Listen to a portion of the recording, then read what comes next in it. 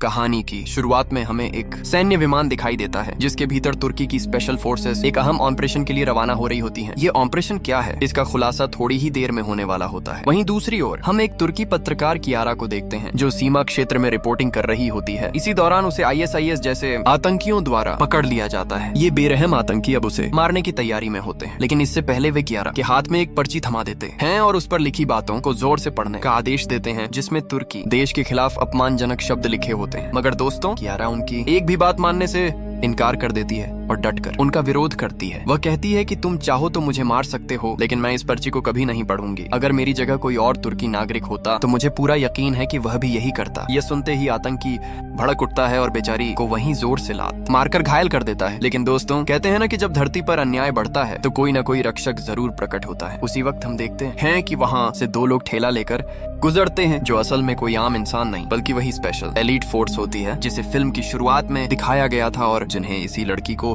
बचाने के लिए यहाँ भेजा गया है। आगे हम उनके कमांडर को देखते हैं जो हाथों के इशारों से सभी स्नाइपर्स को टारगेट लॉक करने और आखिरी शॉट के लिए तैयार रहने का संकेत देता है। ठीक उसी पल जब आतंकी कियारा का गला काटने ही वाला होता है तभी ये सभी अपने असली रूप में सामने आ जाते हैं और पहला ही सटीक स्नाइपर शॉट आतंकी को ढेर कर देता है। इससे पहले कि बाकी आतंकी कुछ समझ पाते, सभी सैनिक एक साथ फायरिंग शुरू कर देते हैं और एक एक करके दुश्मनों का सफाया होना शुरू हो जाता है। तो दोस्तों, इसके बाद मामला साफ हो जाता है। कुछ ही पलों में सारे आतंकवादी अपने अंजाम तक पहुंच जाते हैं और आखिरकार जवान कियारा को पूरी तरह सुरक्षित बाहर निकाल लेते हैं। लेकिन क्या कहानी यहीं खत्म हो जाती है? बिल्कुल नहीं। असल में दोस्तों, इस एलीट फोर्स की असली जिम्मेदारी कियारा को सुरक्षित उसके वतन तुर्की तक पहुंचाना होती है, क्योंकि ये ऑपरेशन दूसरे देश की सरहद में चलाया गया है। इसी वजह से यह मिशन बेहद संवेदनशील और पूरी तरह गोपनीय बन जाता है। इसके अलावा जिस इलाके में वे अभी मौजूद हैं, वह जगह बिल्कुल भी सुरक्षित नहीं है। चारों तरफ ISIS के लड़ाके फैले हुए हैं, जिसके कारण टीम को हर कदम बहुत सोच समझ कर आगे बढ़ाना होगा। और दोस्तों, इसी खतरनाक सफर को हम आज के पूरे वीडियो में देखने वाले हैं। तो चलिए संगीत फिर से कहानी के सीन पर लौटते हैं। उसी वक्त टीम का कप्तान कहता है कि हमें तुरंत यहाँ से निकलकर पहाड़ के उस पार जाना होगा क्योंकि हमारी मौजूदगी अब उजागर हो चुकी है। तभी कियारा बताती है कि उसके साथ कुछ और साथी भी आए थे संगीत, जिन्हें जल्द से जल्द ढूंढना बेहद जरूरी है, नहीं तो वे दरिंदे उन्हें भी मार डालेंगे। इस पर टीम का एक सदस्य जवाब देता है कि इसके लिए हमारे पास कोई अनुमति नहीं है, हमें सिर्फ तुम्हें बचाने का आदेश मिला है। ये सुनते ही संगीत कियारा गुस्से में कहती है, भाड़ में जाओ, मैं खुद ही उन्हें ढूंढ लूंगी। तभी कमांडर उसे रोकते हुए कहता है, मैं दूसरे देश के नागरिकों के लिए मैं अपने सैनिकों की जान जोखिम में नहीं डाल सकता, इसलिए भावनाओं में बहना बंद करो और तुरंत हमारे साथ चलो। हमारी लोकेशन उजागर हो चुकी है, दुश्मन किसी भी वक्त यहाँ पहुँच सकता है। इसके बाद कप्तान अपने सभी सोल्जर्स को स्पष्ट शब्दों में बता देता है कि आज हमें करीब 10 किलोमीटर आगे बढ़ना है, इसलिए हर पल सतर्क रहना होगा। और हाँ, कियारा पर भी नजर रखना, कहीं वह भाग न जाए। फिर सैनिक कियारा को वेस्ट और हेलमेट पहनाते हैं और बिना देर किए वहाँ से निकल पड़ते हैं। चारों तरफ पैनी नजर रखते हुए वे सभी एक लाइन में आगे बढ़ने लगते हैं। टीम की अगुवाई सुबह और बाखर कर रहे होते हैं। असल में दोस्तों, अगर मेरी मानो तो इन दोनों के बारे में आपको थोड़ा सा जानना जरूरी है। बचपन में ही दोनों का परिवार एक आतंकी हमले में खत्म हो गया था और उसी दिन से ये दोनों भाई एक दूसरे का सहारा बने हुए हैं। दोस्तों, सबसे हैरान करने वाली बात यह है कि दोनों के शरीर में एक बड़ी कमी भी है। बाखर का तो एक पैर ही नहीं है, जिसकी जगह उसने आर्टिफिशियल लेग लगवा रखी है। वहीं दूसरी ओर सुबह के कंधे की हड्डी पहले से टूटी हुई है। परिवार को खोने के बाद इन दोनों ने तय कर लिया था कि वे अपने देश के लिए कुछ करेंगे, ताकि जो दर्द उन्होंने सहा है वह किसी और परिवार को न झेलना पड़े। इसी जज्बे के चलते वे पिछले 9 सालों से लगातार कड़ी ट्रेनिंग कर रहे हैं, इस उम्मीद के साथ कि एक दिन उनका सिलेक्शन जरूर होगा। लेकिन दोस्तों, हर बार इंटरव्यू के वक्त उन्हें यही कहकर बाहर कर दिया जाता है कि तुम दोनों स्पेशल फोर्स के लिए संगीत फिट नहीं हो। यहाँ पूरे शरीर का पूरी तरह स्वस्थ होना सबसे ज्यादा जरूरी होता है। तुम लोग बेवजह ही मेहनत किए जा रहे हो। लेकिन दोस्तों, कहते हैं ना कि अगर किसी इंसान के अंदर सच्चा जुनून और पागलपन हो और वह अपने लक्ष्य के लिए लगातार कोशिश करता रहे तो कोई ना कोई रास्ता जरूर निकल आता है। और फिर एक दिन उन्हें वही मौका मिल जाता है। इंटरव्यू के दौरान बाहर से कर्नल वसल उनकी बातचीत संगीत सुन लेते हैं। वह सामने बैठे अफसर से कहते हैं कि तुम्हें बात करने की तमीज नहीं है, यहाँ से निकलो, अब इनका इंटरव्यू मैं खुद लूंगा। वहीं कमांडर वसल उनसे कहते हैं कि मैं कई दिनों से तुम्हें यहाँ आते हुए देख रहा हूँ, तुम दोनों के अंदर जुनून है और ये अच्छी बात है। मैं तुम दोनों को 1 महीने का वक्त देता हूँ। अगले 1 महीने में तुम्हें ट्रेनिंग के दौरान नरक से गुजरना पड़ेगा। मैं ये नहीं देखूंगा कि तुम्हारा पैर है या तुम्हारा कंधा टूटा हुआ है। अगर तुम इस नरक जैसी ट्रेनिंग को पार कर गए तो तुम्हारा सिलेक्शन मैं खुद फाइनल कर दूंगा। वहीं अगली सुबह सिलेक्शन के समय कमांडर सभी सोल्जर्स को साफ और सख्त लहजे में कह देता है, अगर तुम लोग यहाँ नाम, शोहरत या संगीत खुद को साबित करने के लिए आए हो तो यह जगह तुम्हारे लिए नहीं है। यहाँ तुम्हें यहाँ ये सब हासिल नहीं होने वाला। तुर्की नागरिकों की हिफाजत ही हमारा इकलौता फर्ज और उसूल है। और हाँ, यहाँ से तुम लोग तभी बाहर जाओगे जब अपनी आखिरी सांसें गिन रहे होंगे। तुम्हारे संगीत आगे पीछे सिर्फ तुम्हारे सोल्जर साथी होंगे। मरना भी साथ में है और जीना भी साथ में। अगर एक गिरता है तो 1000 और पैदा होंगे। कमांडर की ऐसी रोंगटे खड़े कर देने वाली बातें सुनकर मेरा हाल भी कुछ वैसा ही हो गया था जैसा आप लोगों का इस वक्त हो रहा होगा। खैर, जो भी हो दोस्तों, इसी दौरान कमांडर इन 200 सोल्जर्स में से 20 सोल्जर्स को चुन लेते हैं, जिनमें संगीत, सुबह और बाकिर भी शामिल होते हैं। इसके बाद हम देखते हैं कि वहाँ ट्रेनिंग चल रही होती है, जहाँ ट्रेनर बेहद सख्त मिजाज का होता है। वह सीधे बाकिर को पकड़कर कहता है, तुम्हें ठीक 1 मिनट के अंदर उस जंगल तक दौड़कर जाना है और वापस लौटना है। मुझे इससे कोई मतलब नहीं कि तुम्हारी टांग खराब है या कोई और परेशानी है। अगर तुम 1 मिनट में वापस नहीं आए तो तुम्हें इसी वक्त घर भेज दिया जाएगा। इधर बाकिर दौड़ लगाना शुरू कर देता है और अपनी पूरी जान लगाकर भागने लगता है, लेकिन फिर भी वह ज्यादा रफ्तार नहीं पकड़ पाता। तभी संगीत ट्रेनर उससे कहता है, अगर तुम 30 सेकंड के भीतर यहाँ तक नहीं पहुँचे तो तुम्हारे साथ साथ तुम्हारे दोस्त को भी बाहर कर दिया जाएगा। ये सुनते ही बाकिर अपने दर्द को पूरी तरह नजरअंदाज कर देता है और सारी ताकत झोंक कर दौड़ पड़ता है। आखिरकार वह पूरे 30 सेकंड के अंदर वापस उसी जगह पहुंच जाता है। और दोस्तों, ये तो बस शुरुआत भर थी। इसके बाद अगली ट्रेनिंग में ट्रेनर सबको पानी में स्पंज पकड़ाकर छोड़ देता है और साफ शब्दों में कहता है कि अगर सुबह होने तक तुम में से किसी का भी स्पंज थोड़ा सा भी गीला पाया गया तो उसी वक्त तुम्हें बाहर कर दिया जाएगा। इसी तरह एक के बाद एक उन्हें ऐसी ट्रेनिंग दी जाती है जो हर बार पहले से ज्यादा कठिन होती जाती है। कभी ऊंची जगहों से छलांग लगवाई जाती है तो कभी 30 डिग्री तक की टॉर्चर ट्रेनिंग दी जाती है। दरअसल दोस्तों, इस टॉर्चर ट्रेनिंग के लिए सभी संगीत सोल्जर्स को एक एक पर्ची दी जाती है, जिसमें हर किसी के लिए अलग अलग कोड नेम लिखा होता है। अगर सोल्जर्स अपना असली नाम बता दें तो कमांडर उन्हें रात में शराब की पार्टी देंगे, लेकिन अगर कोई अपने कोड नेम का खुलासा नहीं करता तो उसे हर तरह की टॉर्चर सहनी पड़ेगी। जहां बाकी सोल्जर्स हार मान चुके थे, वहीं सुबह हार मानने को तैयार ही नहीं था। वह लगातार 10 मिनट से ज्यादा इस टॉर्चर को झेल चुका है। कर्नल वसल ये देखकर चकित रह जाते हैं और तय कर लेते हैं कि उनकी टीम में एक असली डायमंड मिल गया है। तो दोस्तों, अब तक आप समझ ही गए होंगे कि मिशन पर भेजने से पहले उन्हें कितनी कठिन संगीत ट्रेनिंग दी गई थी। खैर, अब हम वापस मेन सीन में लौटते हैं। पहाड़ों से गुजरते हुए उन्हें वहाँ कुछ बच्चों और बुजुर्गों की लाशें मिलती हैं, जिन्हें कुछ ही वक्त पहले बेरहमी से मार दिया गया था। इसी दौरान कमांडर भी वहाँ पहुँचता है और सुबह कहता है कि सर, इन हैवानों ने मासूम बच्चों तक को नहीं छोड़ा। वहीं कियारा जब बच्चों की लाशें देखती है तो वह कमांडर से संगीत कहते हुए सवाल करती है, क्या किसी की जान लेना इतना आसान होता है सर? इन बेगुनाह बच्चों का आखिर कसूर क्या था? सिर्फ इतना कि ये लोग हिंदू थे या फिर किसी और देश से ताल्लुक रखते थे, इसीलिए क्या अल्लाह इन्हें कभी संगीत माफ नहीं करेगा? इस पर कमांडर जवाब देता है कि हमें अब यहाँ से निकलना चाहिए। ये सुनते ही कियारा गुस्से में कमांडर से कहती है, ये आपके अपने तो थे नहीं ना, इसलिए आपको कोई फर्क नहीं पड़ता। जब ये आपके अपने होते तब शायद आप समझते, अगर आपके परिवार के लोग होते तो आपको समझ आता। लेकिन तभी कमांडर की नजर दूर से कुछ हलचल पर पड़ती है। स्कोप संगीत से देखने पर वह देखता है कि कुछ आतंकवादी गाड़ियां लेकर उनकी तरफ बढ़ रहे हैं। कमांडर तुरंत सभी को छिपकर पोजीशन लेने का आदेश देता है। असल में दोस्तों, ये आतंकवादी उन बच्चों की लाशों की जांच करने के लिए आए थे कि कहीं कोई गलती से बच तो नहीं गया। वहीं उनकी नजर हटाने के लिए कमांडर ने पहले ही झाड़ियों में एक रेडियो रख दिया था और दूसरी तरफ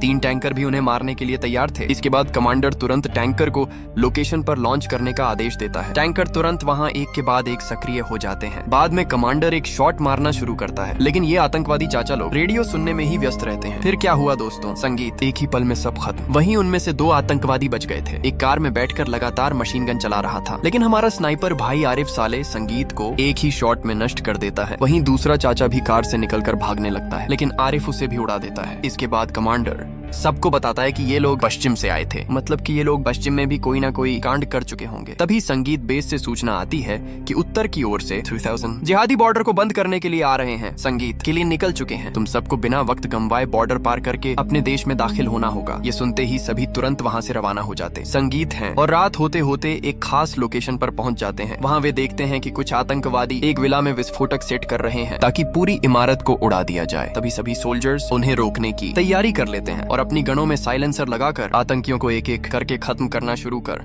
देते हैं। बाहरी इलाका क्लियर करने के बाद सोल्जर्स अंदर एंट्री लेते हैं और तुरंत बम को डिफ्यूज करने में जुट जाते हैं। लेकिन तभी एक आतंकी अचानक अशब पर हमला कर देता है। वहीं अशब भाई किसी तरह उस साले को हैंडल कर लेता है। दूसरी तरफ सुबो भी बम को डिफ्यूज करने ही वाला होता है। तभी वहाँ एक और आतंकवादी आ जाता है और उसे बम से दूर हटने के लिए कहता है, लेकिन अशब भाई पीछे से उसे पकड़ लेता है और इसी बीच सुबो बम को डिफ्यूज करने में कामयाब हो जाता है। अगले दिन हम देखते हैं कि संगीत सुबो कियारा को पिस्टल चलाना सिखा रहा होता है। तभी कियारा उससे पूछती है, कैसा लगता है? किसी आदमी को मारने के बाद मजा आता है क्या? सुबो जवाब देता है, नहीं, किसी को मारने के बाद हमारे मन में एक दाग बैठ जाता है जो कभी नहीं मिटता। इसके बाद कुछ ही दूरी पर उन्हें एक और भयानक मंजर देखने को मिलता है, जहां आतंकवादी एक लड़की को बंदी बनाकर रखा गया होता है। तभी संगीत हम देखते हैं कि आतंकवादी उस लड़की पर पेट्रोल छिड़क रहा होता है ताकि उसे जला सके। यह देखकर कमांडर संगीत कुछ सोल्जर्स को लेकर झाड़ियों के सहारे आगे बढ़ता है और स्नाइपर को आदेश देता है कि संगीत लाइटर फेंकने से पहले ही साले की खोपड़ी उड़ जानी चाहिए। तभी आरिफ भाई ओपी का हेडशॉट संगीत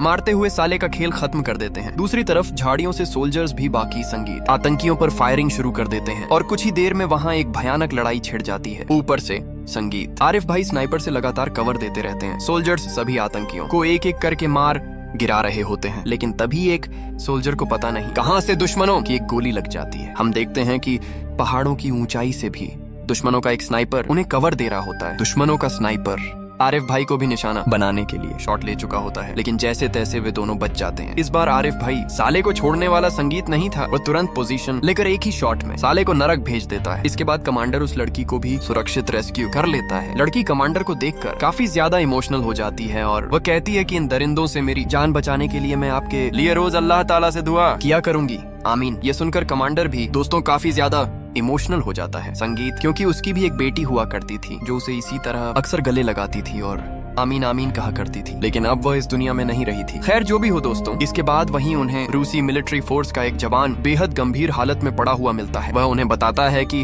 हम लोग भी आप ही की तरह यहाँ अपने देश के नागरिकों को रेस्क्यू करने आए थे, लेकिन इस ऑपरेशन के दौरान मेरे सारे साथी मारे गए। तभी कमांडर उसका दर्द कम करने के लिए उसे मॉर्फिन इंजेक्शन लगा देता है। इसके बाद कमांडर उससे पूछता है, भाईजान उनकी तादाद कितनी थी? तभी रूसी सोल्जर जवाब देता है, लगभग 2000। ये सुनते ही कमांडर के होश उड़ जाते हैं और उसे एहसास हो जाता है कि उन्हें जितनी जल्दी हो सके इस इलाके से निकलना होगा, वरना उनका भी वही अंजाम हो सकता है। इसके बाद कमांडर उसे 2-3 और मॉर्फिन इंजेक्शन दे देता है, लेकिन वह सोल्जर कहता है, मेरे लिए यह दवाइयाँ जाया मत कीजिए भाईजान, आगे आपको इनकी जरूरत पड़ेगी। मेरे अल्लाह के पास जाने का समय आ चुका है। मैं इस हालत के शरीर के साथ अब और जिंदा नहीं रह सकता। आप मुझ पर गोली चलाकर मुझे आजाद कर दीजिए। वहाँ कमांडर भी उसे दर्द संगीत से तड़पता देख यही सही फैसला समझता है और उसे मुक्ति दे देता है। दूसरी तरफ कियारा उस लड़की से बातचीत करके उससे कुछ जानकारी हासिल करने की कोशिश करती है, लेकिन वह लड़की कुछ भी नहीं संगीत बोलती। इसके बाद हम देखते हैं कि वही लड़की उन्हें अपने गांव की तरफ ले जाती है। वहां पहुंचते ही सभी सोल्जर्स सबसे पहले पूरे गांव की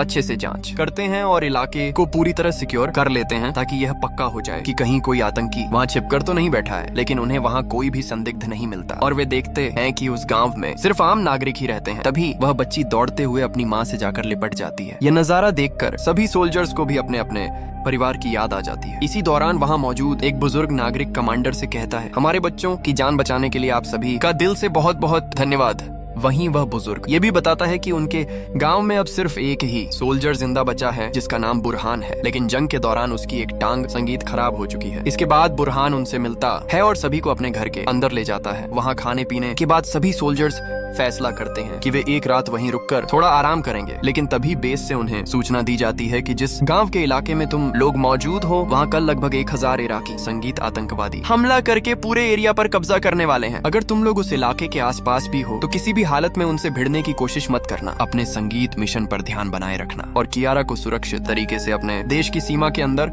पहुंचाना ही तुम्हारी पहली प्राथमिकता है। आओ कल सुबह तुम लोगों के लिए हेलीकॉप्टर भेज दिया जाएगा। चीफ की यह बात सुनते ही कमांडर संगीत उलझन में पड़ जाता है। वह मन ही मन सोचता है कि जिस गांव ने आज हमें पनाह दी है वही गांव कल पूरी तरह तबाह हो जाएगा, लेकिन वह ज्यादा देर तक इस बारे में सोच नहीं पाता और तुरंत वहां से निकलने का फैसला कर लेता है, क्योंकि संगीत दोस्तों सिर्फ 7 सोल्जर कभी भी 1000 इराकी आतंकियों के सामने नहीं टिक सकते। ये पूरी तरह नामुमकिन है। तभी कियारा उनसे कहती है कि कल सुबह आतंकी यहाँ मौजूद सभी लोगों को मार डालेंगे, हमें इन्हें बचाना चाहिए और आप यहाँ से जाने की तैयारी कर रहे हैं। यह संगीत कौन सी मिलिट्री ट्रेनिंग में सिखाया जाता है सर? वहीं कमांडर जवाब देता है। कमांडर कहता है कि यहाँ के लोगों को बचाना मेरे मिशन का हिस्सा नहीं है। संगीत मुझे भी ऊपर जवाब देना पड़ता है। कल सुबह हमें लेने के लिए हेलीकॉप्टर आ रहे हैं, इसलिए अपना मुंह बंद करो और यहाँ से निकलने की तैयारी करो। वहीं कियारा जवाब देती है, ठीक है सर, अगर आप इन मासूम लोगों को इस तरह छोड़ कर जाना चाहते हैं तो मुझे भी यहीं छोड़ दीजिए। आप लोग जा सकते हैं, मैं यहीं रहकर इन लोगों के साथ लड़ूंगी। संगीत आपको क्या लगता है सर, ये आतंकी इन मासूम बच्चों के साथ क्या करेंगे? अगर यह आपकी बेटी होती तो आप क्या करते? तब भी क्या आप ऐसे ही छोड़कर भाग जाते?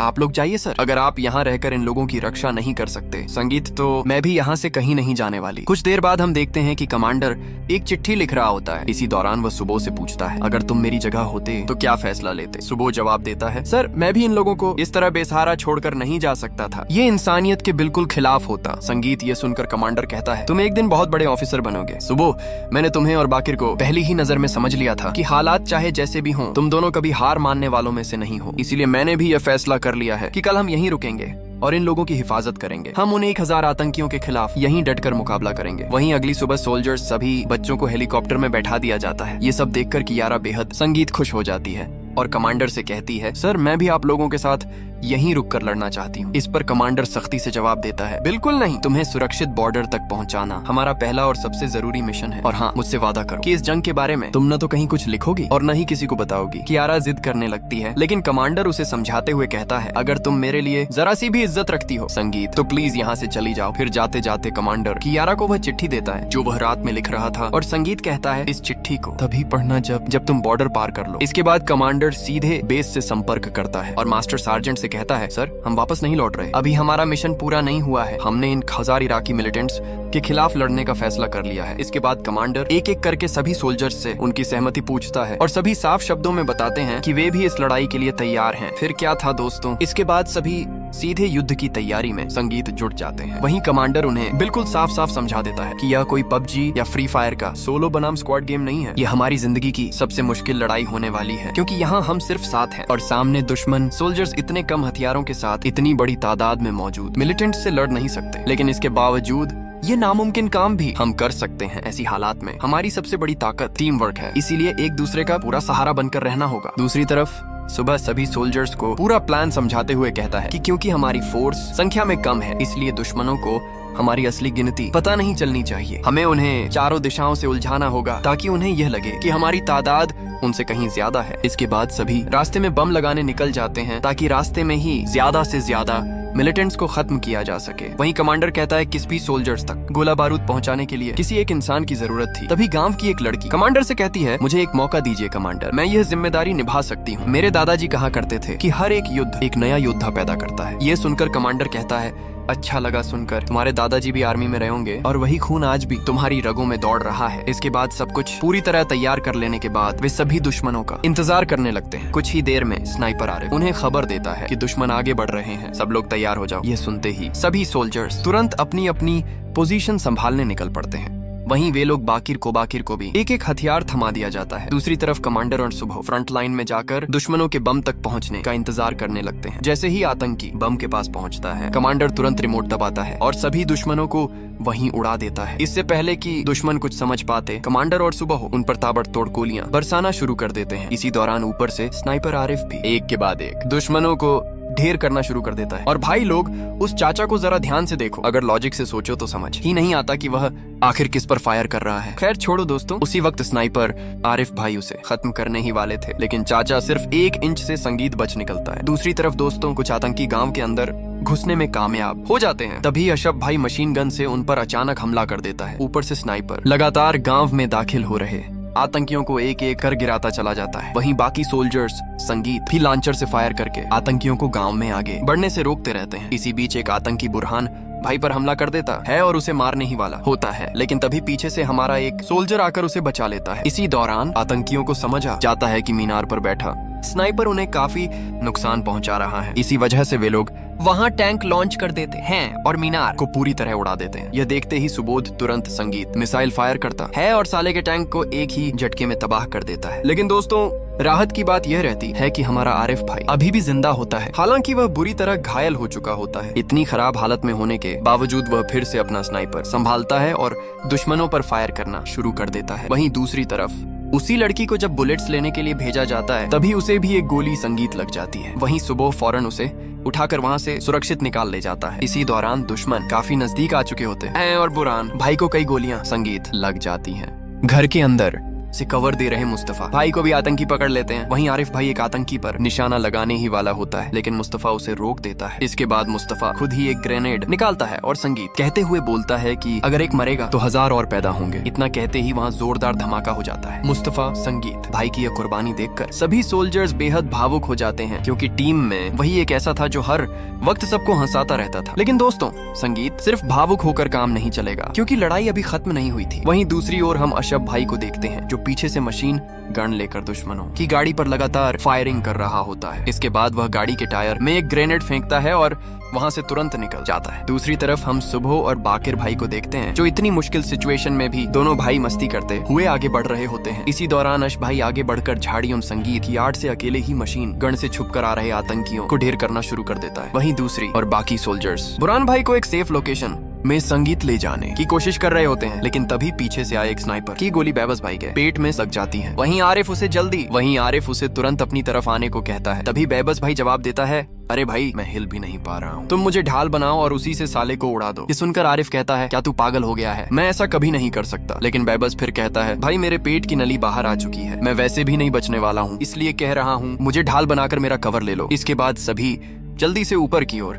बढ़ते हैं और एक लोकेशन संगीत को कवर पोजीशन बना लेते हैं। वहीं सोल्जर्स देखते हैं कि उनके पास बची हुई गोलियां लगभग खत्म हो चुकी हैं। कमांडर उस लड़की से मैगजीन लाने को कहता है और ये भी बोलता है कि वह उसे वहां तक पहुंचाने में मदद करेगा। तभी संगीत लड़की जवाब देती है, नहीं सर, युद्ध ही एक योद्धा को गढ़ता है, आप लोग यहीं रहिए, मैं खुद लेकर आ जाऊंगी। लड़की के मुंह से ये शब्द सुनते ही सभी संगीत सोल्जर्स का जोश 7वें आसमान पर पहुंच जाता है। कमांडर उसे एक पिस्टल थमा देता है। इसके बाद सोल्जर्स जिस अंदाज में आतंकियों पर टूट पड़ते हैं संगीत, दोस्तों, उन्हें सांस लेने तक का मौका नहीं मिलता। यहीं पर आतंकियों और सोल्जर्स के बीच एक लंबी और जबरदस्त लड़ाई होती है। इसके बाद हालात कुछ ऐसे बन जाते हैं कि सोल्जर्स के पास अब बुलेट्स बिल्कुल खत्म हो चुके होते हैं, जिस वजह से उन्हें मजबूरी में आतंकियों पर नजदीक जाकर हमला करना पड़ता है। वहीं कमांडर देखता है कि एक आतंकी अपने शरीर पर बम बांधकर उनकी तरफ दौड़ता चला आ रहा है। दोस्तों, कमांडर के पास भी सिर्फ एक ही बुलेट बची होती है, लेकिन वही आखिरी बुलेट भी बम वाले को कवर दे रहे हैं। दूसरे आतंकी को लग जाती है। बिना एक पल भी गंवाए कमांडर उसे रोकने के लिए सीधे उसकी तरफ दौड़ पड़ता है। वो बम का बटन दबाने से रोक ही रहा होता है कि तभी